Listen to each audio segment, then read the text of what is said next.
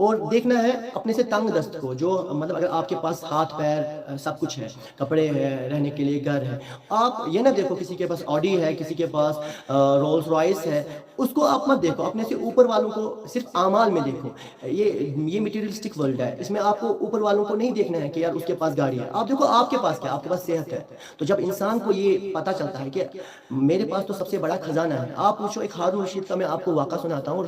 اس کے ساتھ ہی میں کنکلوڈ کروں گا کیونکہ نماز کا ٹائم بھی لگ بھگ پہنچنے والا ہے۔ تو ہارون رشید کے پاس ایک وہ جو بولتے ہیں نا طبی آیا، ایک جو طبی مطلب علاج کرنے والا، اس نے کہا ہارون رشید کو، اے ہارون رشید، میں اگر آپ کو ایک مرض میں آپ مبتلا ہو جائیں تو آپ کو لائک آپ پیشاب پاخانہ کر رہے تھے تو آپ کا یہ پیشاب پاخانہ رک جائے تو آپ کیا کرو گے؟ اس نے کہا کہ میں آپ کو اپنی سلطنت کی ہاف جتنی بھی وہ پراپرٹی ہے وہ ساری دے دوں گا۔ اور اس نے پھر اس طبی نے کہا، اس علاج کرنے والے نے کہا، اب آپ کو اگر پیشاب چل رہا ہے، اب یہ پیشاب پاخانہ ہے چلتا رہے، رکنے کا نام نہ لے، تو آپ کیا کریں گے؟ تو ہارون رشید نے کہا، یہ بادشاہ تھے، انہوں نے کہا میں جو بچی کچی جو آدھی سلطنت ہے وہ بھی اس کو دے دوں گا۔ تو ایک جو اللہ تعالیٰ نے نعمت دی ہے انسان کو، اس کا شکریہ ادا انسان نہیں کر سکتا کہ ہارون رشید پوری اپنی سلطنت کو، پوری جائیداد کو، پورے ریونیو کو اس ایک حکیم کو دینے کے لیے تیار ہو گئے تھے، صرف اس بات کے لیے، صرف ایک اللہ کی نعمت کا ہم قرض نہیں چکا سکتے۔ تو آپ سوچو، انسان کے پاس ہے، ہاتھ ہے، پیر ہے، آنکھیں ہیں، ذہن دیا اللہ تعالیٰ نے سوچنے کے لیے، ہاتھ دیے، ہمیں ڈائجسٹو سسٹم دیا، ہمیں چلنے کی صلاحیت دی، ہمیں سوچنے کی صلاحیت دی، ہمیں رشتے دیے، ہمیں ماں باپ دیے، تو ہم کتنی نعمتوں کا اللہ تعالیٰ کا شکریہ ادا کریں گے؟ ہم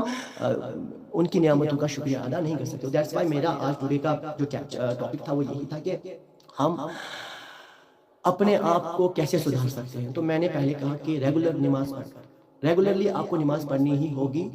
آپ کو ریگولرلی قرآن پڑھنا ہوگا، آپ کو ریگولرلی حدیث پڑھنا ہوگا، اور آپ کو نافل نماز بھی پڑھنی ہوگی، جس کو ہم نفل نماز بھی بولتے ہیں، اشراق ہے، چاشت ہے، اور اس کے بعد بھی آپ کو ابابین ہے، اور اس کے بعد آپ کو دیکھو آپ کو جو رات میں نماز ہوتی ہے جس کو ہم تہجد بولتے ہیں،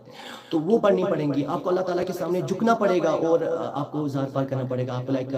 بیگنگ کرنی پڑے گی اللہ تعالیٰ کے سامنے کہ اللہ تعالیٰ ہم بہت گناہ گار ہیں، ہم سے بہت خطائیں ہو چکی ہیں، اور اپنا سیلف انٹروسپیکشن بھی کرنا ہے، اپنا محاسبہ کرنا ہے، شام کو بیٹھنا ہے ایک جگہ، پھر دیکھنا ہے دن میں کتنے ہم نے گناہ کی، اس سے ہمیں ندامت بھی آئے گی، اور اپنے گناہوں پر ندامت ہونی چاہیے ہمیشہ، جو بھی ہم چاہے ثواب کا کام کرتے ہیں ندامت ہونی چاہیے ہمیشہ۔ ہم کو ہوا میں نہیں اڑنا ہے، ہمیں ہوا میں نہیں اڑنا ہے، جو انسان ہوا میں اڑا نا وہ نیچے ہی گرا ہے۔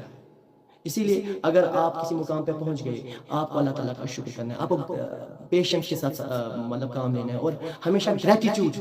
ہمیشہ آپ کو گریٹیٹیوڈ کا کیا کرنا ہے، مطلب شکریہ ادا کرنا ہے اللہ تعالیٰ کا، یا اللہ تعالیٰ آپ نے مجھے اتنا عطا کیا۔ اور گریٹیٹیوڈ میں ہمیشہ ایک بات دیکھنی ہے آپ کو کہ جب بھی آپ ثوابوں میں دیکھیں، اعمالوں میں دیکھیں، تو آپ اپنے سے اوپر والوں کو دیکھیں، اور اگر آپ کو اللہ تعالیٰ نے کیا عنایت کیا اس کو اگر آپ دیکھیں گے، آپ ہمیں صحت ہے، سب کچھ ہے، اس میں آپ اوپر والے کو میٹیریلسٹک ورلڈ میں آپ مت دیکھیے کہ اس کے پاس گاڑی ہے میرے پاس کیوں نہیں، یہ نہیں ہونا چاہیے۔ اللہ تعالیٰ نے جتنا بھی دیا آپ کو دیا، اور اس نے کچھ سوچ کے ہی دیا ہے، اور آپ کے لیے وہ سب سے بہتر ہے۔ تو اسی لیے میں سبھی کو یہ ریکویسٹ کرتا ہوں جو بھی میری لائف کو دیکھ رہے تھے، اور بیچ میں تو بہت سارا اس کا اپ ہو گیا تھا یہاں پہ میرے